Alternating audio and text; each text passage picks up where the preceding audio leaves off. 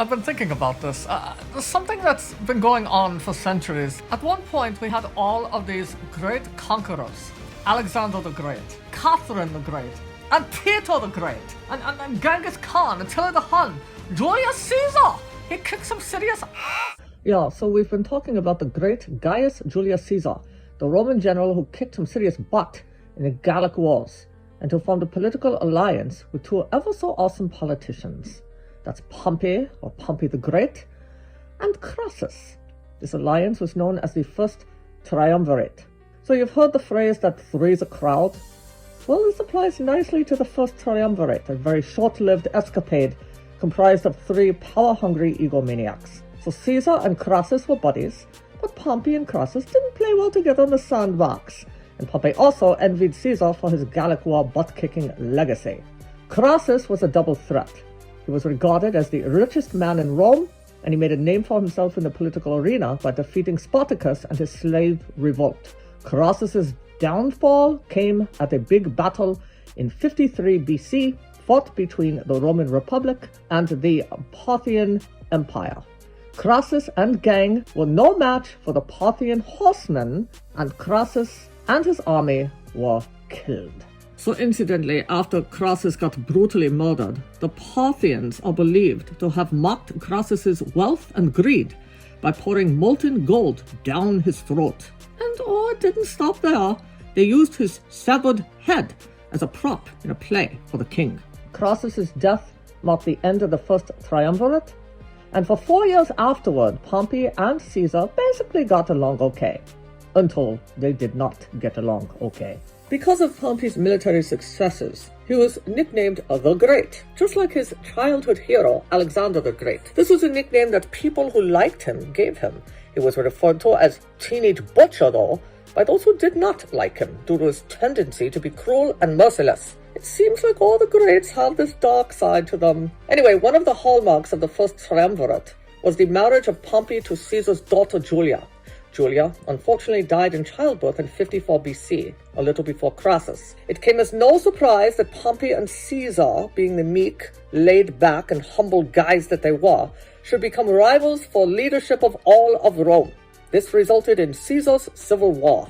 Here is Caesar's civil war in a nutshell, and I emphasize the word nut. From 52 to 49 BC, Caesar's and Pompey's relationship went seriously downhill.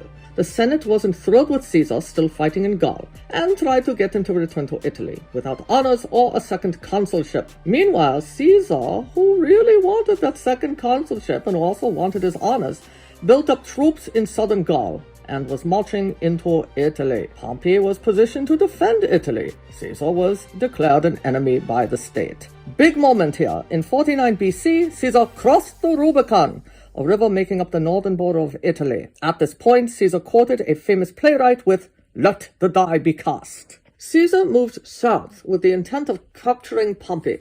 Pompey escaped to Greece. Caesar followed Pompey and defeated him at Pharsalus in 48 BC. This is when Pompey made the infamous ill-fated trip to Egypt, which was a really crappy decision, as Cleopatra's lunatic little brother Ptolemy had him killed, possibly out of fear of Pompey taking over Egypt. Ptolemy was immersed at this time in a nasty civil war with his sister.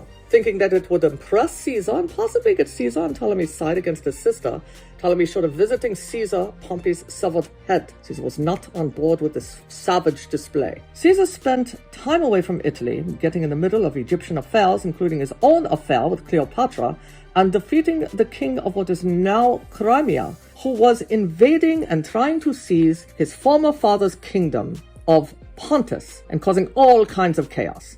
It was during Caesar's immediate defeat of him that Caesar wrote the famous "I came, I saw, and I conquered."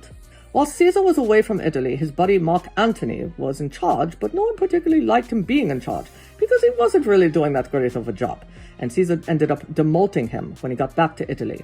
Caesar dealt with some folks who didn't want him in charge, celebrated some victories, received some honors, including gestures that were symbolic of a king or a monarchy. Notably, he changed the calendar to a solar one called the Julian calendar. He made a bunch of changes in addition to this and did a bunch of things. But Caesar's penchant to being treated and regarded as a king was the beginning of the end for Caesar.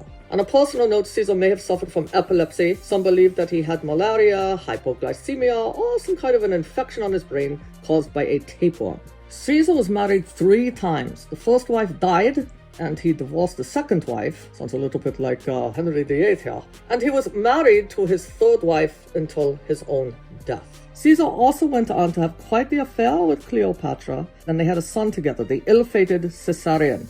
Caesarion was killed at the age of 17 by Caesar's adopted son, Octavianus, Caesar's great-nephew who later became Emperor Augustus, the founder of the Roman Empire.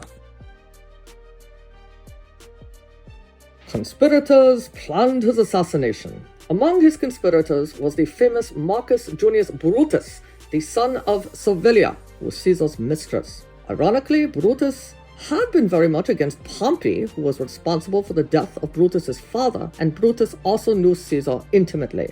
Caesar was killed on March 15th, the Ides of March. He was attacked with daggers a mere 23 to 35 times. At this point, the great Caesar was pronounced dead.